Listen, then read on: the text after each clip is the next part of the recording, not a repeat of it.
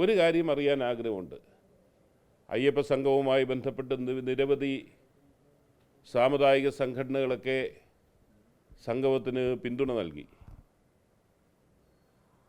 ഈ മോഷണത്തെക്കുറിച്ച്,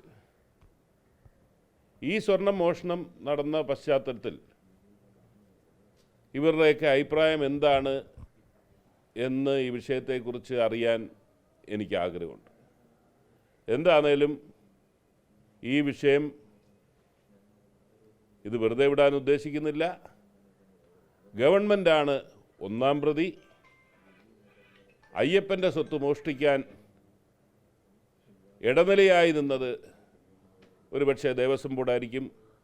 എന്നാൽ അതിൻ്റെ പൂർണ്ണ ഉത്തരവാദിത്വം പിണറായി ഗവൺമെൻറ്റാണ് എന്നുള്ള കാര്യത്തിൽ ഒരു സംശയമില്ല.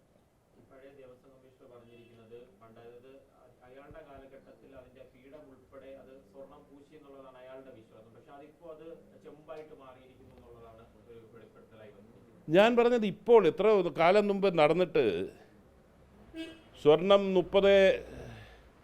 30 കിലോയിൽ പരം സ്വർണവും 17 കിലോ ചെമ്പും സംഭാവന ചെയ്തത് അവസാനം അതിൻ്റെ രജിസ്ട്രി വന്നേക്കുന്നത് എന്തുവാ?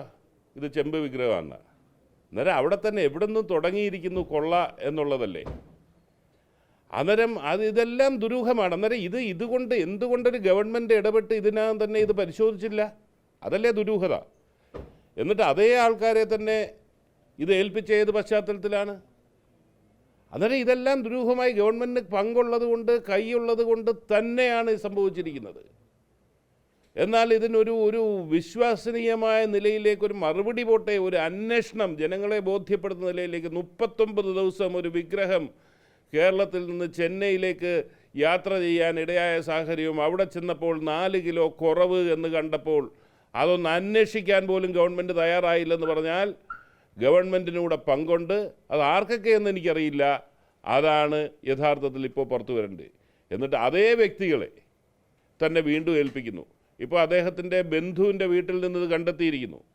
ഞാൻ ചോദിച്ചോട്ടെ, അദ്ദേഹത്തിനെതിരെ എന്തുകൊണ്ട് കേസെടുക്കുന്നില്ല? കേസെടുത്താൽ പല കാര്യങ്ങളും അദ്ദേഹം ചിലപ്പോൾ തുറന്ന് പറയേണ്ടി വരുമായിരിക്കും. ഇതിൻ്റെ പങ്ക് ആർക്കൊക്കെ കിട്ടിയെന്ന് പറയുമെന്ന് ഭയന്ന് തന്നെയാണ് അദ്ദേഹത്തിൻ്റെ പേരിൽ ഒരു കേസ് പോലും എടുക്കാത്തത്. ഈ ഇലക്ഷൻ ഇനി അങ്ങോട്ട് ഇലക്ഷൻ സീസണാണ്. തദ്ദേശ സ്വയംഭരണ തെരഞ്ഞെടുപ്പ് വരുന്നു. അത് കഴിഞ്ഞു നെക്സ്റ്റ് ഇയർ ഫസ്റ്റ് തന്നെ നിയമസഭാ ഇലക്ഷൻ വരുന്നു. അപ്പോൾ അതിനിടയ്ക്കാണ് കേരളത്തിലെ 2 പ്രബല സമുദായങ്ങൾ, കേരളത്തിൻ്റെ ഭൂരിപക്ഷ സമുദായങ്ങളെന്ന് പറയുന്ന NSSഉം SNDPയും പൂർണ്ണമായും അയ്യപ്പ സംഗമത്തിനാണെങ്കിൽ കൂടി ഗവൺമെൻറ്റിന് പിന്തുണ പ്രഖ്യാപിച്ച് വന്നു. മാത്രമല്ല ഈ NSSൻ്റെ പിന്തുണ കൊടുക്കുന്നതിൽ കോൺഗ്രസിനകത്ത് തന്നെ, മുഖ്യ പാർട്ടിയായ പ്രതിപക്ഷ പാർട്ടിയായ കോൺഗ്രസിനകത്ത് തന്നെ വലിയ പ്രശ്നങ്ങളുണ്ടെന്നാണ് മനസ്സിലാക്കുന്നത്. UDFനകത്ത് അത് പെട്ടെന്ന് അന്വയിപ്പിക്കേണ്ടതായിരുന്നു എന്നുള്ളത്. അത് സർക്കാർ ഒരിക്കൽ കൂടെ ഒരു സർക്കാർ വരുന്നതിന് കാരണമാകുമെന്ന് കരുതുന്നുണ്ടോ? അല്ല, ഞങ്ങളെ സംബന്ധിച്ചിടത്തോളം സാമുദായിക സംഘടനകളുടെ പ്രവർത്തന സ്വാതന്ത്ര്യത്തിൽ ഞങ്ങൾ ഇടപെടാൻ ആഗ്രഹിക്കുന്നില്ല. അവർക്ക് കാലാകാലങ്ങളിൽ ഉചിതമായ തീരുമാനമെടുക്കാൻ അവർക്ക് അധികാരമുണ്ട്. അതിൽ മേൽ രാഷ്ട്രീയ പാർട്ടികൾ കയറി അവർ ഇന്ന തീരുമാനമെടുക്കണമെന്ന് അഭിപ്രായം പറയുന്നത് യുക്തിയല്ല.